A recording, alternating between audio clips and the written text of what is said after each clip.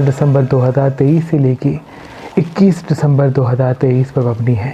یہ ایام انسان کے لیے احساسات کو ابھار سکتے ہیں، انسان کو تنہائی کا سامنا کرنا پڑے گا، یعنی انسان کو اکیلے پن کا سامنا کرنا پڑے گا، انسان کو یہ محسوس ہوگا کہ جو میں کر رہا ہوں شاید وہ غلط ہے، یا جو میں کر رہا ہوں اس کو کوئی اپریشیٹ نہیں کرتا، اس کی کوئی تعریف نہیں کرتا۔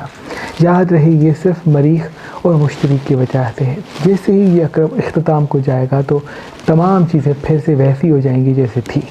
تبھی جتنا ہو سکے ان احساسات پہ آ کے کوئی بڑا فیصلہ نہ کریں۔ اگر صبر کے ساتھ، اطمینان کے ساتھ، پرسکون ہو کے ان ایام کو گزاریں گے تو فائدہ تمام برج والوں کے ساتھ ساتھ ہوگا۔ ان ایام کا جو خاص صدقہ ہے وہ سبز چیز کا ہے، جیسے کہ جمادی الثانی شروع ہو چکا ہے اور اس میں سورہ کوثر کو زیادہ سے زیادہ پڑھنا تمام حاجتوں کی قبولیت کے لیے بہت ہی مبارک ہوتا ہے۔